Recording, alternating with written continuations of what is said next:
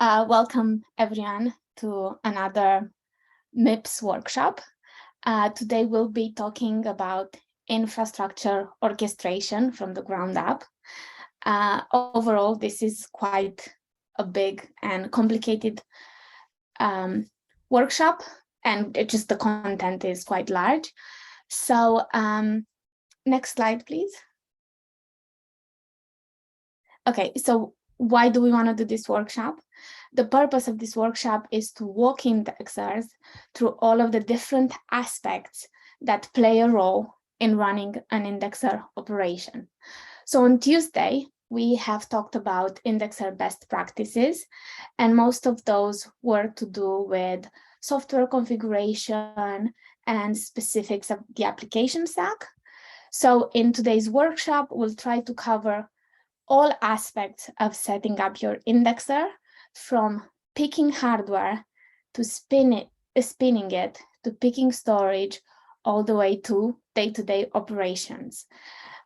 This workshop and Tuesday workshop will both provide and have provided a theoretical understanding of your options, and these will be followed by practical workshops in the next week, in which you will see how you can run your indexer.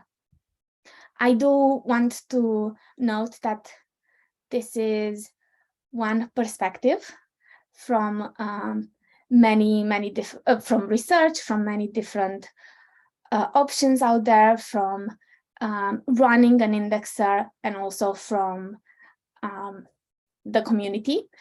And I also want to welcome anyone to challenge any of the information that we will be talking about, and feel free to jump in with questions at any point.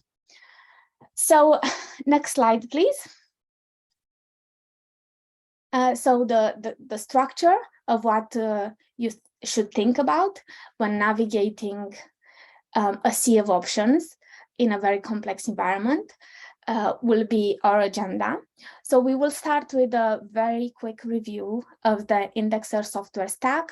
This is something you've seen before. We'll just remind you so that you know what we're talking about.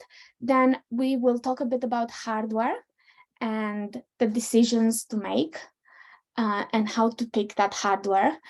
Then we'll talk about understanding the different types of blockchain nodes. They will cover the importance of storage when we're talking about indexing, and then we'll move on to orchestration. So you have picked your hardware and your storage, and now you need to make things happen. So here we will talk about declarative infrastructure versus imperative infrastructure. We will also briefly touch upon running containers versus self-compiling, and then we'll look into Docker versus Kubernetes, and then we'll quickly talk about the tools available and a quick intro to SRE and what that means. And at the end, we'll have more time for Q&A. Next slide, please. Okay, so quick review of the indexer software stack. You have seen this diagram before. We have presented it a few times. Now, this diagram shows all of the interactions from an indexer point of view, but also from a consumer point of view. Today, we're only looking at the indexer perspective. So let's quickly remind you how this diagram works. As an indexer operator, so the guy with the sunglasses emoji, you have to first decide what subgraphs you will be indexing. And once you've decided that, in order to interact with the orchestrated indexer stack, you will use the indexer CLI to instruct the indexer agent on which subgraphs to allocate to, as well as their cost models. And these details and metadata will be stored into the Postgres indexer database. you will also interact with the graph protocol by transacting on the Ethereum blockchain, and you will also ask the graph node, index node, to begin indexing those subgraphs. Then the index node will pull raw data from the blockchain node based on the subgraph specification, and then run the subgraph mappings to generate index data. The index node would then store index data into a Postgres SQL subgraph database. At this point, the subgraph data is indexed and available for querying. So that's the detail. And in the indexer infrastructure block of this diagram, you can also see the different software components that you would be expected to run. So now if we go to the next diagram, to the next slide, please. This slide shows which of those software components are stateful, so require persistence. And this would be the blockchain node, the Postgres SQL. So here you need two databases. You need the subgraph data database and the indexer data database. This is important because later on we'll talk about storage, and this is where the storage comes into place. Next slide, please.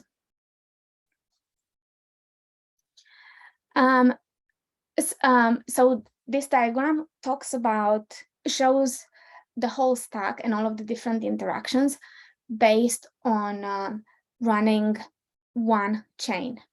But if you needed to run multiple chains, which you will, to interact with maps, and once you get into mainnet as well, you will need the blockchain node and the Postgres SQL data. You'd need multiple components of those, so one for each chain. Then in order to scale, to be able to maintain all of those chains, you would need the stateless pieces of your application. So graph node for the index node, graph node for the query node, and the indexer service. You need to scale those as well to sustain the capacity of multiple chains, and you would ideally scale them horizontally. Next slide, please. And the indexer agent, you will only ever need one instance of it, even when you are indexing multiple chains and as your stack is growing. So next slide. So now that we have spoken about, reminded you how the actual stack looks like, let's talk a bit about hardware and the decision to make based on the software stack that's available. Next, please. Okay, so here we'll be talking about the cost of doing business. The cost of doing business, because running an indexing operation is running a business. And everyone who has run a business before at C-suite level would know the terms of CapEx and OpEx.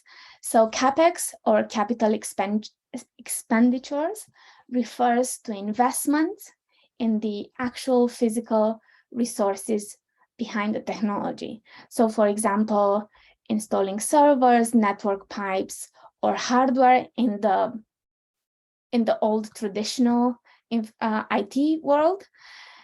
And then we also talk about OpEx, which is operating expenses, or the expenses to run day-to-day business. And if you think of OpEx as how cloud computing services are procured, and CapEx as the standard model for traditional IT procurement. So creating a data center where you own the servers. And as Chris is reminding us, CapEx is generally something that happens once off, is at the beginning of the business, you buy software, buy servers, and OpEx is something that happens monthly or yearly based on the kind of service provider you're using. And these terms will make a lot more sense in the next few slides. So next slide, please. Okay, so here we have a diagram of the hardware with initial versus ongoing cost. So if you decide to pick a self-owned bare metal servers, those have a really high CapEx because you buy them upfront. They will cost you a certain amount of money, and then every month from there on, your cost will only be things like electricity and rent, if you pay rent where you are, and stuff like that. So very high CapEx initial cost and very low OpEx, so ongoing monthly cost. If we're looking at bare metal cloud, and by bare metal cloud here, I specifically mean servers that you are renting from a provider. Think of, there are so many providers out there, Hetzner, DigitalOcean. I think someone was pointing out to Vulture or something like that just yesterday. So there are many options out there. So for that option, for bare metal cloud, where you are just renting servers on a monthly basis, you have no CapEx to begin with, but your OpEx will be fairly high, a lot higher than the OpEx for self-owned bare metal.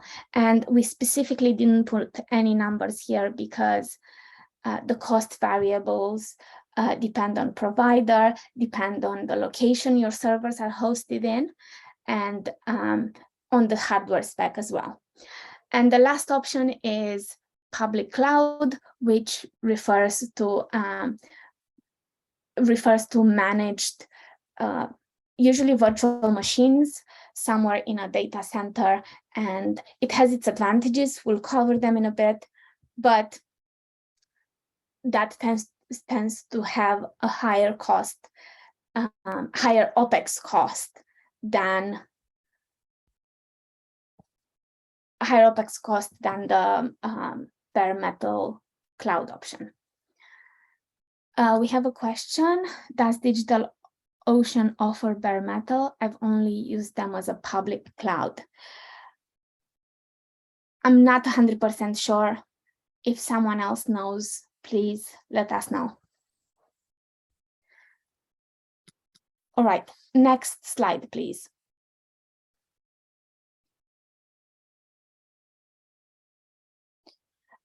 So let's talk about managed public cloud. So this is your cloud, your G Cloud, Azure, AWS, and so on. So some of the pros of managed public cloud is that you're not exposed to hardware failure. You don't have to worry if your server fails. They usually are set up in highly available ways so that even if there is a failure, you don't have to fix it. Someone else is fixing it for you, and it resolves fairly fast. Then usually managed public clouds have amazing, seamless user experience. So they have automated live migrations of your servers between physical servers, of your VMs between physical servers. They do provide strong SLA, so service level agreements for uptime and support. They have a very wide number of supported geographies, so different regions and availability zones, which will matter when we're talking about latency. They have low maintenance from the user point of view. They are very easy and very quick to provision. Most of the big cloud providers have really good documentation. Another pro is, as I said in the previous slide, zero capex to begin with. And it's fairly secure, and usually you're only in charge of the applications you run on the server in terms of security rather than the whole environment. Some of the cons are limited capabilities and flexibilities because they're managed servers. You don't have the same level of customizability as you would with, say, a self-hosted or a rented server in another provider. And then they also have very high OpEx. So they tend to cost quite a bit more than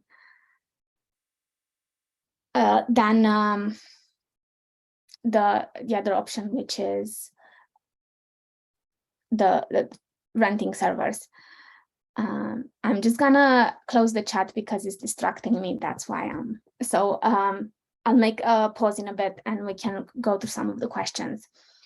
Actually, let's go to the next slide, please. Okay, so then the bare metal cloud. This is where we talk about rented dedicated servers, and there are many providers out there. I'm gonna try not to name them so that we don't influence people. But some of the pros, so they're highly customizable, a lot more customizable than managed public cloud. Again, they have no capex and low OpEx. The OpEx depends from provider to provider. They have remote control over the physical hardware. So while you cannot go and turn on and off the server, you do have remote control over it via SSH or other ways. They're fairly easy to provision, not as easy to provision as the public cloud, but and better value for money.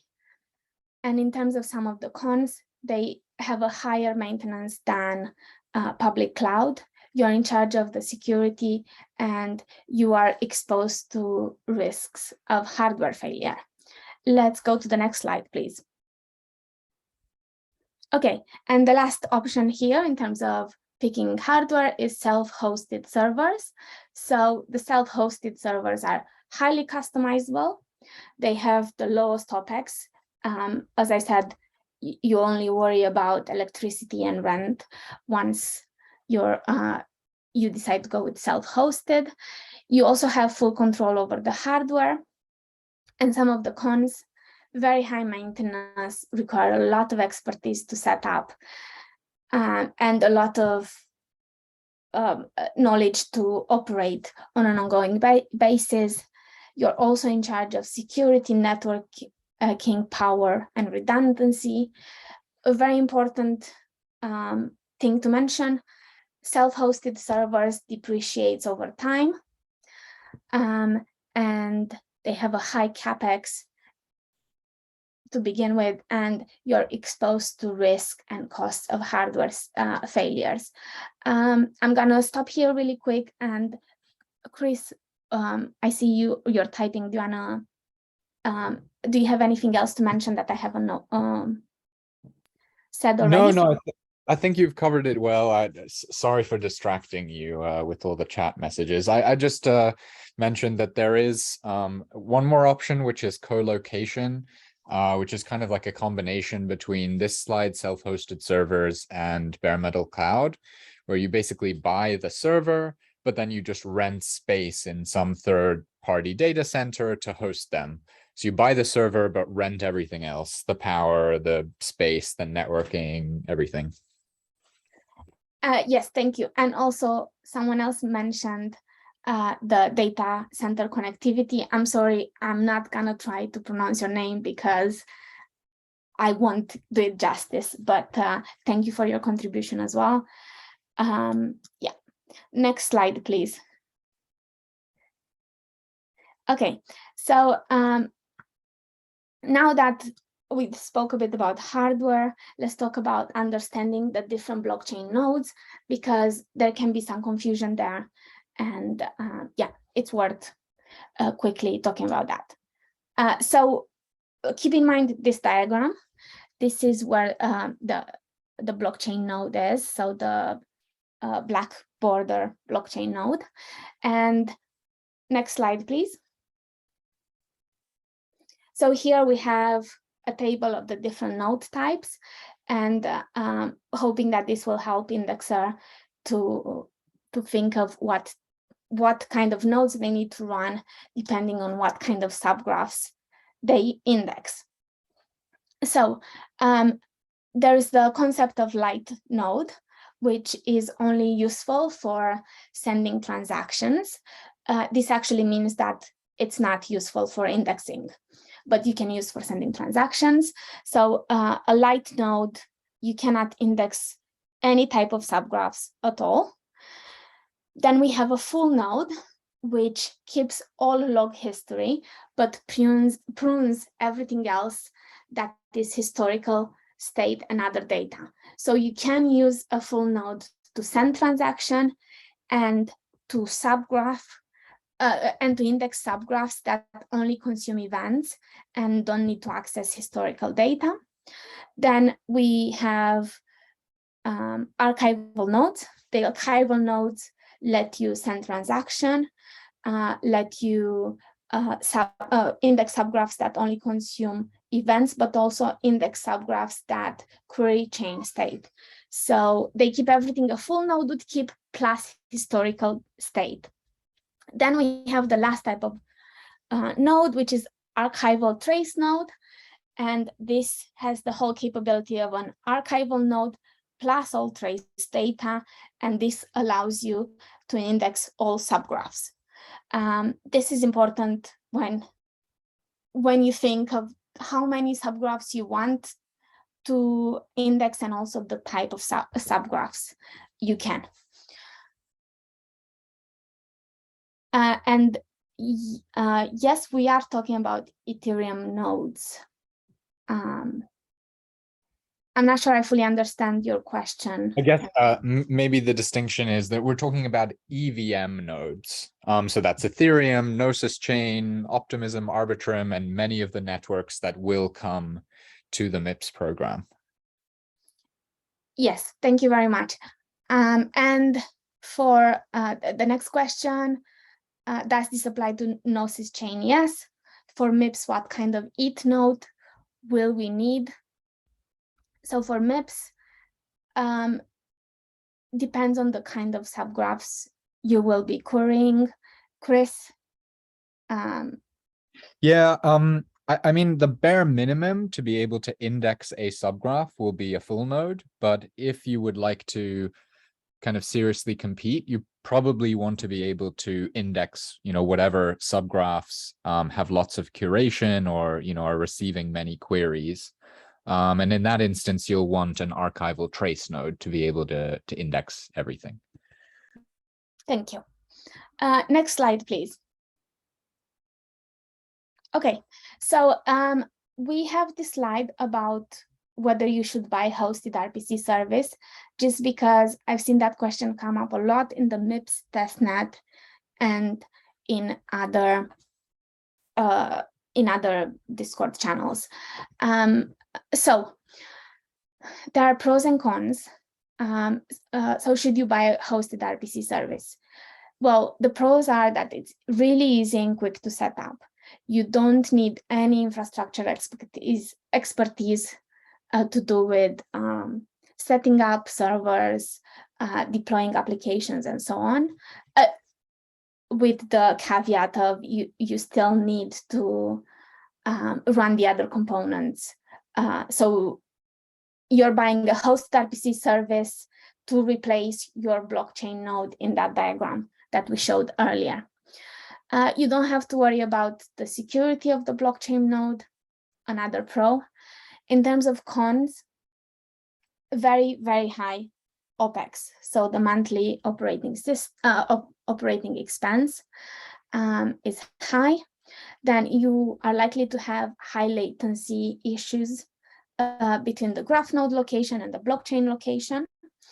And to put that into a bit more perspective, it can be anywhere up to 100 times less cumulative latency when graph node and blockchain nodes are on the same server compared to when you're using an RPC service. And as we've spoken in the previous presentation, latency is very important. Then another point to make is that on many providers, archival state and trace data are add-on premiums, not on all of them, but on most of them. I had a look this morning with Chris, and for example, QuickNode has QuickNode gives you archival state and trace data, not as an add-on. Then another big con is that you are not contributing to the decentralization of Web3. So this is where you're not contributing to the bigger ecosystem, but at the same time, if you seriously have the cash to dish on hosted RPC service, and you want to, I don't know, start, you might be look at this, but yeah, best is to run your own nodes and save money at the same time. And then you may need to use different providers for different chains. So for example, for Gnosis chain, Infura and Alchemy do not support Gnosis chain. So not all nodes are supported on all providers. I think that's it.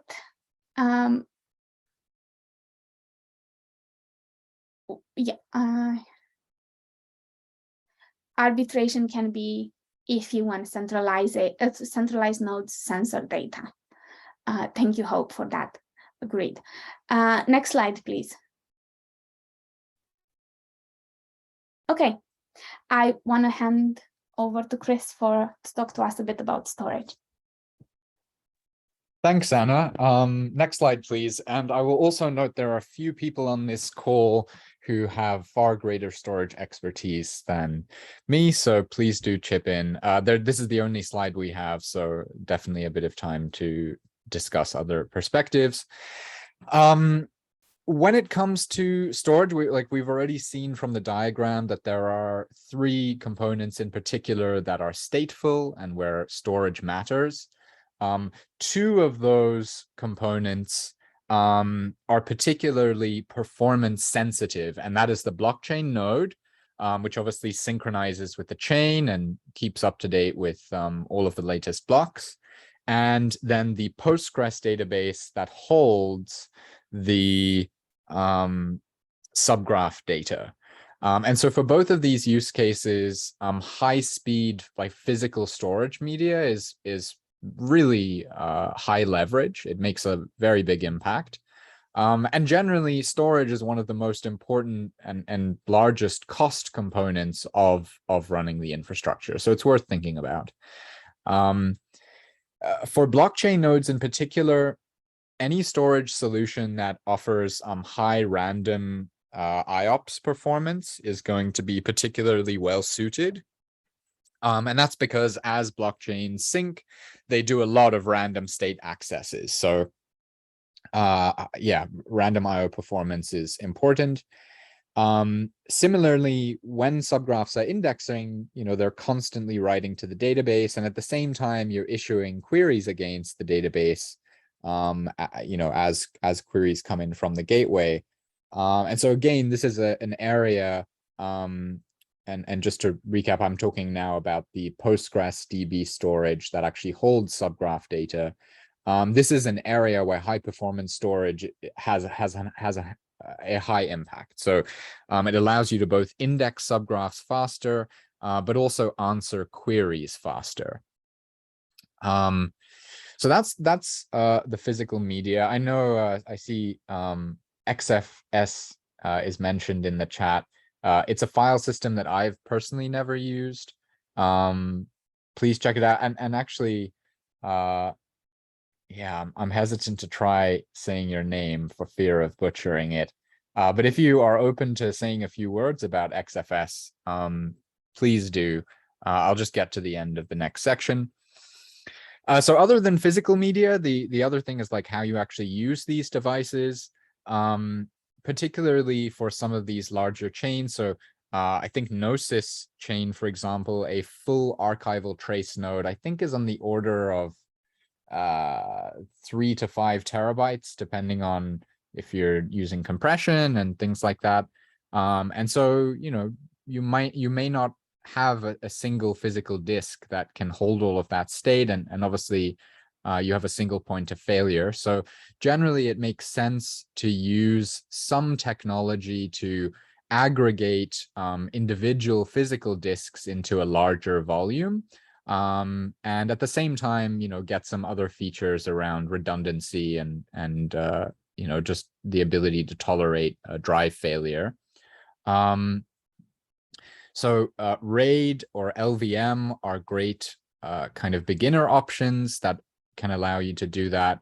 But ZFS is also a fantastic option that comes with some other benefits as well. LVM and ZFS both offer quality of life features like snapshotting that are definitely worthwhile, and you know, particularly when it comes to just the operational tasks associated with your indexer, like taking backups or moving nodes between machines or things like that. Having those features really does make a difference. And yes, we do actually have a couple of people that run ButterFS in the ecosystem. Cohen is one of them. I don't know if he's on the call, but it is something that is used. At GraphOps, we're using ZFS, and I know a few people use it quite successfully.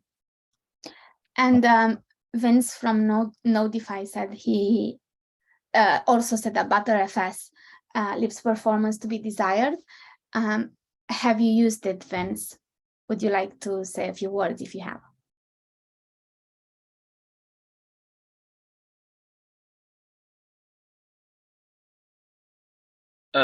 Vince, can you unmute? If not, I can try and give you the rights. Can you like try now?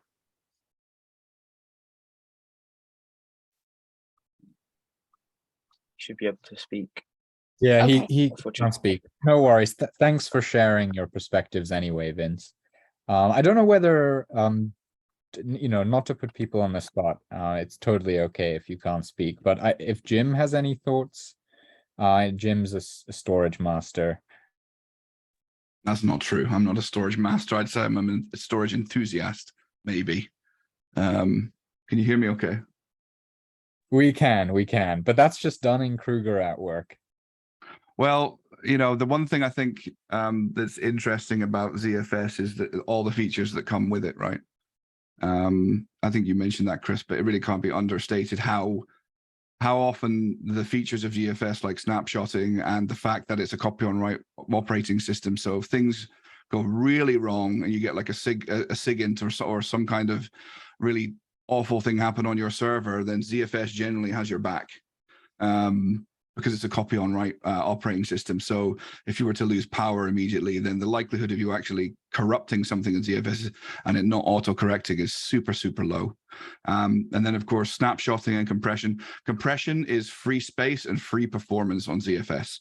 Just enabling compression can improve, even with uncompressible data, can improve your you know, performance IOPS quite considerably. But as with all things, I mean, ZFS is not magical, right? It doesn't really matter what type of low-level file system you decide to go for. There's always going to be that trilemma, right? So there's three things that you're planning for, you're trying to architect for. It's capacity, so how much useful space will I have on my arrays? Performance, how performant is my array? Is it, you know, is it suitable for really high read streaming intensity? Is it performant for random read write? Is it going to match the types of workload that I need to do with my stack, right? And then the last one, of course, is integrity. How much of your hardware, your very expensive Micron, you know, NVMe U.3 SSDs that you paid huge amounts of money for, or huge amounts of to rent, how many of them do you want to sacrifice in the you know, for the sake of making sure that you have a very resilient ZFS pool? You know, do you want to mirror your drive so you have an exact copy, or multiple exact copies? Do you want to do RAID Z2, where maybe you can afford to have 2 drives in part of the pool fail? Or do you want to just you know, go balls to the wall and forget about all of that and just go for pure performance, and, you know, put loads of drives in parallel and really take a real serious hit in your wallet? Those are all things to consider. And the thing I would say is, if you're really, really serious about this, you want to play with this stuff on a even if you're going down the co-hosting or the cloud route, you want to have something at home that you can play with these things, experiment, benchmark, so that all the mistakes you make them on a system that does not matter. You take some cheap drives, some cheap SSDs at home, play around with them in an old computer. Don't go straight into production with what you think is going to work, because ZFS has got, you know, you can organize things in a near infinite number of ways. Same with any sort of low-level file system. But don't go in thinking that your theory or your FIO, the tool we use often for benchmarking, don't just believe what the tool is telling you. Do some experimentation at home before you spend the big bucks either on your own servers or servers that you're renting in the cloud. I think that's probably enough, Chris. Yeah, thank you so much for sharing, Jim. It's great stuff in there. A couple of questions in the chat. At least some of them have been answered in the chat, but Christopher from Lemonade said, wouldn't compression decrease throughput and thus negatively affect performance? It's really cool to see how ZFS impacts workloads. And ZFS with Postgres in particular, if your queries are reading large amounts of data, can actually significantly increase your query performance. Because even though you know, you're obviously, compression is not free, you have some CPU trade-off that you're making there. But if you're pulling large amounts of data off of the disk, you can actually get more of a performance benefit from compression, allowing you to read and write less data to the disk than the trade-off you make with CPU. So there are many configurations, and as has been said in the chat, often with ZFS, you kind of want to tune it for each workload if you kind of want to eke out maximum performance. One last thing I'll say is that, you know, people make a career out of managing ZFS, and indeed many of the components in this stack. You don't need to run some crazy optimized ZFS setup in order to be a successful indexer. There are many indexers that operate well just with a bog standard ext4 file system. So yeah, I mean, one of the things that's fantastic about this ecosystem is there's just so much room for like technical growth. Don't feel that you need to go all in, you know, in every layer from day one. It's something that you can kind of level up on as you get more comfortable with the stack. Okay, if anyone has anything else to say about storage, please say it now, and otherwise I will hand back to Anna.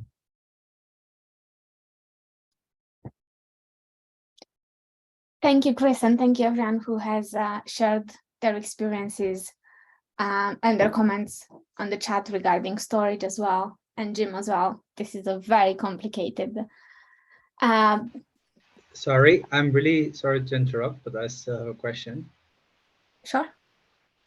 Yeah, I'm wondering a little bit about like what is the the pattern of read and writes? Like, is it like consistent because blocks are produced consistently, or will it more follow like a burst pattern? It's hard to answer precisely. I think there are aspects of the workload that are consistent, and then there are aspects of the workload that are highly variable. If you're indexing a large number of subgraphs, then with each block that comes in, your graph node is consuming and transforming data and saving it into the database. So there's going to be some consistent write workload that scales, roughly linearly to the number of subgraphs that you index. The side that is less easy to answer is the query side. And that is not just a matter of like what demand exists in the market for different types of data, but even, right, you can express different preferences to the market about which queries you serve using cost models. So for example, if you wanted to really optimize for serving queries that are otherwise, massive and super expensive for other indexers to run, maybe they have to scan over very large amounts of sequential data, you can use cost models to express that preference to the market and basically, like kind of relatively underpriced expensive queries and overpriced simple queries in order to skew your query workload in that direction. So I know that wasn't a super simple answer, but there are a lot of factors, and I hope that does answer a bit.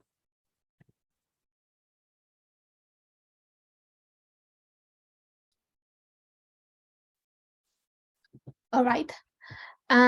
Let's go on to the next slide now, please.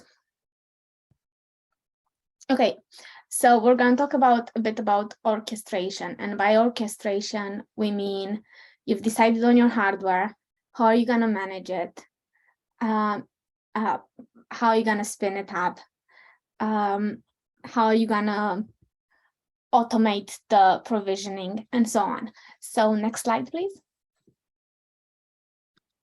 So here we talk about infrastructure as code.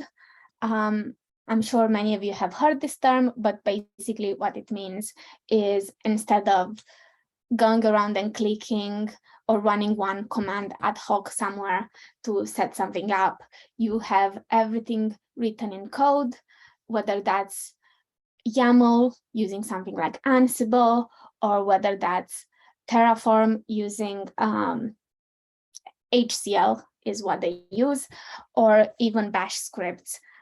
It would still be infrastructure as code as long as you have a repeatable way of recreating the same thing. So infrastructure as code means having an automated process to provision something and then reprovision that once it's been deleted, and so on. So to take it one step further, in this in the infrastructure as code, we talk about declarative versus imperative infrastructure as code. If you have experience as a programmer, you know that when we talk about declarative style of programming, you specify what you want, whereas in an imperative style of programming, you specify how you want it done. And for infrastructure as code, for declarative infrastructure, you specify a list of resources you would like, whereas for imperative infrastructure, you specify a list of commands to run to create the resources that you want. So imperative infrastructure in this case can be bad because it can introduce configuration drift, and because it's very specific. So for example, running a command with AWS CLI, that would be, let's say you're trying to create a new bucket. You run the AWS create bucket with the name once, and the first time it works. but the second time when you run the same command, it would fail because your bucket already exists and it doesn't hold the state properly. As Chris said, we strongly recommend the approaches of version-controlled declarative infrastructure as code. Examples of tools that are declarative infrastructure as code: Terraform, which maintains a state and is very widely used. I think it's the preferred tool for many SREs when it comes to provisioning infrastructure. There's CloudFormation, which is an AWS product. My personal opinion is that Terraform is much better than CloudFormation. And then there's Ansible, which is configuration management, but can be used as infrastructure as code as well. Again, use version-controlled declarative infrastructure as code to provision your infrastructure. Any questions about this? Before we move to the next slide. As Chris said, Launchpad, which is our Kubernetes toolkit for indexers, is built on Ansible, Kubernetes, Helm, and Hellfire, which are all declarative infrastructure as code. And in case you're wondering why Ansible and not something else, is because we're only using the Ansible part for installing the different for installing Kubernetes between your different nodes, and a few other initial setup once you've installed the operating system. There will be a link in the next slide for Launchpad, in the next few slides. Okay, next slide, please. So I wanted to quickly address the whole Docker versus Kubernetes debate. And there's many ways to address this. So first, Docker is a suite of software development tools for creating, sharing, and running individual containers, where containers are standardized packages for microservices applications with all their needed dependencies inside. Whereas Kubernetes is a system for operating containerized applications at scale, where an application consists of many containers, and to orchestrate them in a production environment, to orchestrate them over many servers, many data centers, you'd use Kubernetes. Now, what I want to specify here is that Docker has been used recently, has become the thing when you talk about containers. So if you think in our Google example, we don't say, I'm going to do internet search, you say, I'm going to Google this. That is the equivalent of what people mean when they talk about Docker. They just mean containers. But the reality is that there's many tools for Docker. So there's Docker for Mac, there's Docker Compose, there's Docker Swarm, there's Docker as a container runtime, and so on. Colson AIC means infrastructure as code. Should have made that more clear.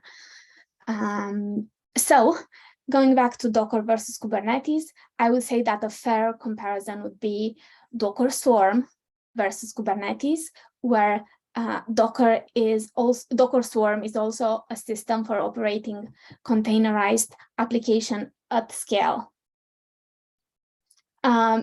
As Chris is saying, key difference is that Docker doesn't provide any host abstraction clustering, but Kubernetes does. And here, yeah, Docker Swarm also does provide host abstraction, but it has been deprecated. There is also Docker Compose that also doesn't provide clustering. Okay, next slide. So, and maybe this would have been a better way if I would have switched the slides around, but here we are.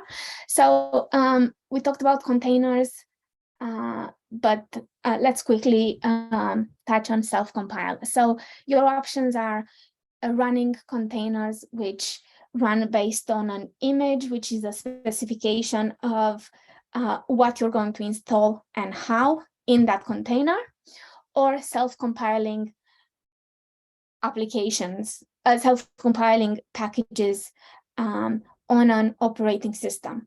So running using containers is highly recommended because containers come with 100% reproducible environment, and because it's very hard to replicate the same behavior between many different servers and nodes outside of containers, especially when different machines, different environments have different dependencies, and especially when sometimes running hardware just means that there might be something really specific to one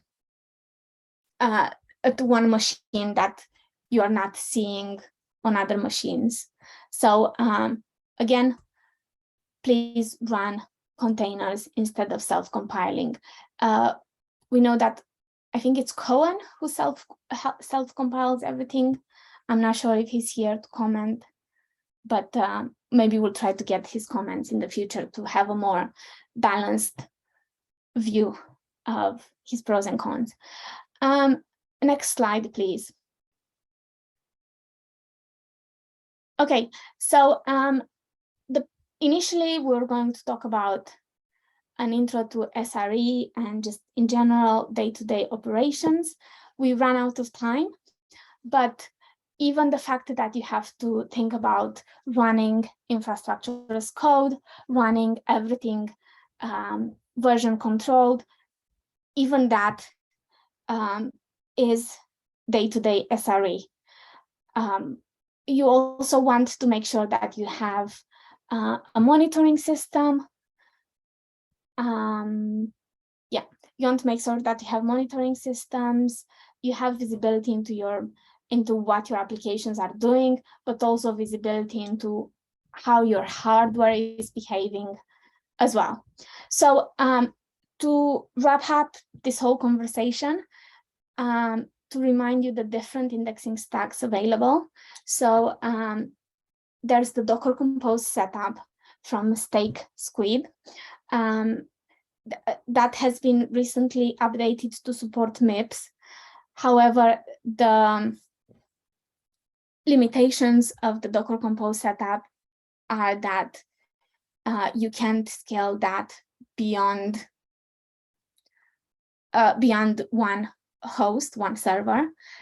So when it comes to supporting multiple chains, you can only get so far.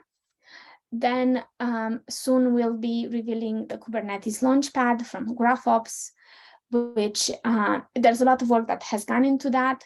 The purpose of it is to take you from, you give it an IP address and the way of connecting to your servers, and it takes those servers, creates clusters for you. You can have a cluster of one server and then add as you're scaling, and you should be able to, it follows everything, and it should be very optimizable.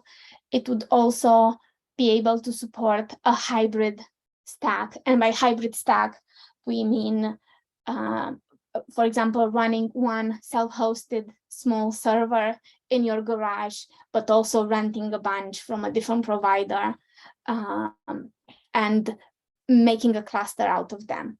Again, for those, before you decide to do something like that, remember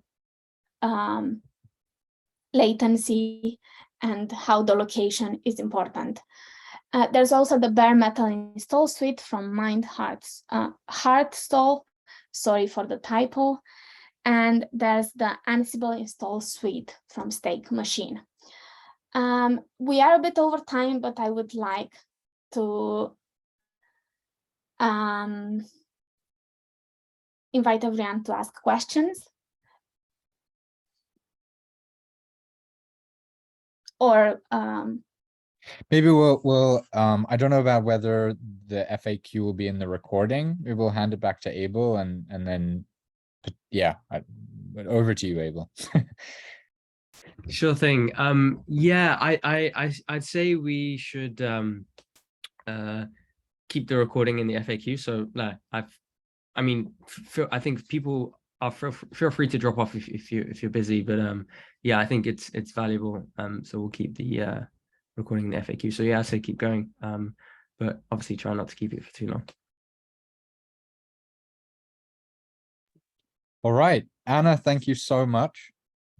You did a fantastic job. Over to question.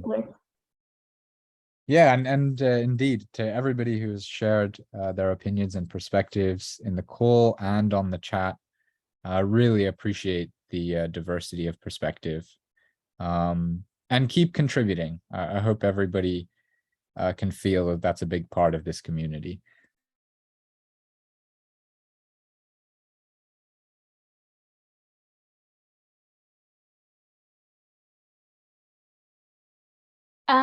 What is Victoria metrics? I've never heard of that. It is totally fully alternative for the Prometheus because it's rewritten and different language and has different stack. It's more efficient in terms of storing the metrics. It allows you to horizontally scale your storage for metrics, and it's more efficient, faster, doesn't require such resources like Prometheus. It's less CPU intensive, so you can use it more easier. And have you used it? Yes, there's the stake machine dashboard is running it since Genesis. So we don't use Prometheus. It's fully reliant on the Victoria metric storage. Okay, cool. So in terms of so most of the Helm charts and just in general Kubernetes setups out there for different applications, usually out of the box support Prometheus. What's the do you need to do a migration, or are you able to use Prometheus metrics with Victoria? It is fully compatible, so you just can put it in place and everything is good to go. So no changes needed. That's awesome. Thank you so much for bringing that perspective here. We'll have to look into it as well. So now we have a name for you. We'll call you Stake Machine. Okay, anyone else want any questions, anything? Everyone should have the ability to unmute, so feel free to do so. It looks like we have a comment in the chat. So Anna, Chris, feel free to grab that. I'll grab that. Hey, Dan. Hoping your name is Dan. It's not a huge stretch, right? So the question is, as a newbie, I'm confused as to whether the intention is for MISP participants to run through every chain that is specified in the program, or if you think you can only support one chain, you should just pick one and forget the rest. So you can participate in whichever chain phases you would like to. As far as I understand, so I'm sure this won't be new information, but through the MIPS program, there will be a number of phases, and each chain you can kind of think of has its own phase, and a phase has a cycle that starts in testnet, and so MIPS participants are expected to participate in testnet and meet mission and QoS objectives in testnet. Then once testnet QoS gets to QoS is quality of service for anyone unsure. Once testnet QoS gets to a certain threshold, the program, again, just for that chain phase, will then move into mainnet, and participants will be expected to set up in mainnet and meet QoS objectives in mainnet. So, but each kind of chain phase is is basically largely independent from any other. So you can pick the chains that you want to participate in the program for. but the important part is that you finish the complete phase. So you get from testnet all the way through to mainnet for every chain. And then as for whether it makes sense to set up and then tear down for every chain phase, I mean, to me, that doesn't make sense, because the objective of the program is obviously to, add sustainable indexers to the network. I don't know if Martin can comment on whether scoring or whether like, there'll be some minimum length of participation in mainnet to be eligible.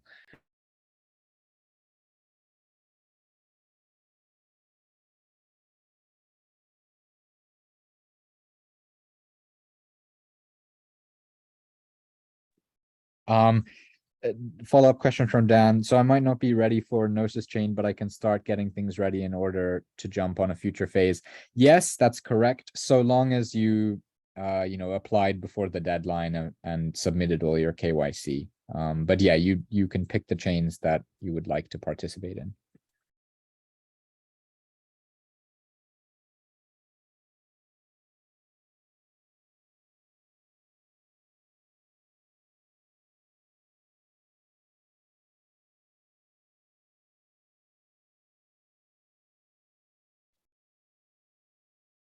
Any more questions?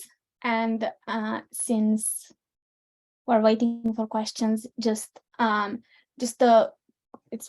more of a request for feedback. This is around what was missing from this presentation. Obviously, there's more workshops coming up, but if there's something that you need more help with in terms of understanding everything. The name of the node is archival trace node to index all sorts of subgraphs, Colson. And maybe just to clarify, the node client is Nethermind, but you can run Nethermind in those modes that were covered. So as a light client, as a full client, as an archive, etc. So you want to run Ansible for Gnosis chain, and if you would like to support any subgraph, you need to run it in archival trace mode, which guess I'm sure there is documentation on that, and we will actually cover this in our Launchpad workshop. But yeah, you just pass a config flag to Nethermind saying xdi_archive, and that should be what you want.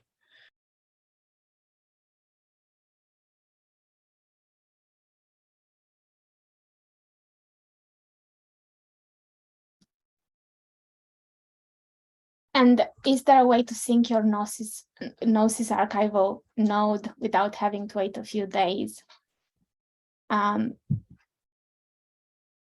don't think there is, unless you're using an RPC node. But again, we are not recommending using RPC providers. Someone the other day said that they were uploading a snapshot.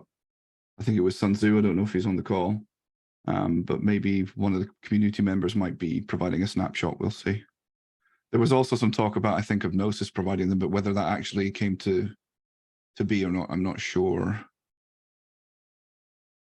Yeah, there are a few efforts to organize snapshots. Honestly, one of the biggest challenges with snapshots isn't so much making them, it's distributing them. Because yeah, as Stake Machine said, a 1.7 terabyte snapshot's just a lot of bandwidth to pay for if 100, 150, 500 people are downloading it.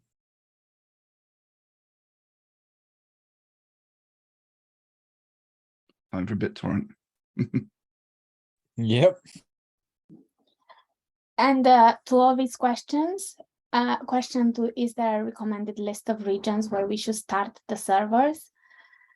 It's hard to provide recommendations on locations, especially because once we start recommending locations, then the chances are that most indexer might go towards the same location. So regions is what can give you a competitive advantage. I don't know, Chris, any comments on that? Yeah, no, I think spot on. You know, we don't really want to recommend locations. But you know, it's not rocket science. You know, think about where the major markets are for cryptocurrency. You know, not a stretch to think that the United States generates a lot of query demand. Also parts of Asia also generate a lot of demand. So you can kind of just think about it from that perspective. It's also worth saying that GraphOps, in collaboration with Edge and Node, is working on a gateway quality of service oracle.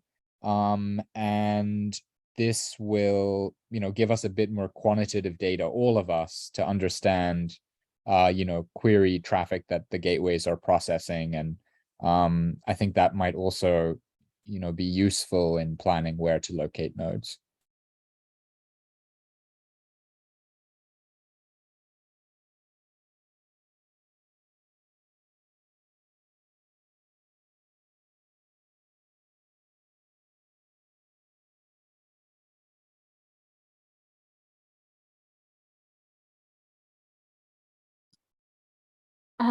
So Lex Prime has shared the graph state machine, that the map with the lowest, and he's saying to look at this map and choose the lowest concentration of indexer.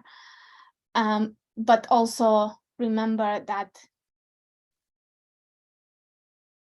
sorry, I don't know what I was gonna say, my mind went blank. State machine is also saying that during MIP you will get synthetic load, so latencies to gateways would be very, very important. And the map is fully trusted. So any indexer can specify any set of coordinates, and they're not being double checked. Are you telling me that there isn't an indexer in the middle of the Atlantic Sea? I don't believe you. It is Anyone who's looked at the map will get that joke. Well, I don't know, maybe there's the tiniest island somewhere there. Oh, maybe it's on a boat with a satellite Maybe connection, it's on Starlink. a boat, right?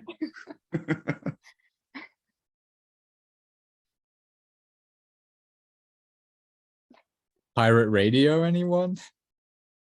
There you go.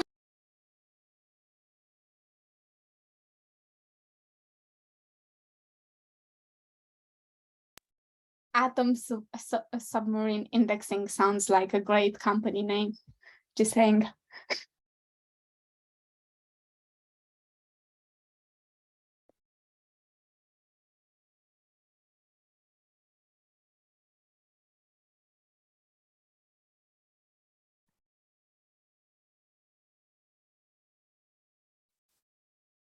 All right, I think people are running out of questions. Is that the fair assessment? I think so too. So I think it might be a good opportunity to wrap up. Thank you, everyone, for all of your participation. This has certainly been a very educational and informative conversation. So yeah, thank you, Anna. Thank you, Chris. Thank you to everyone. This has been an absolute pleasure, and we look forward to seeing you all on Tuesday for the next IOH/MIP workshop. Thank you all. Take care. Everyone. Bye. Bye, everyone.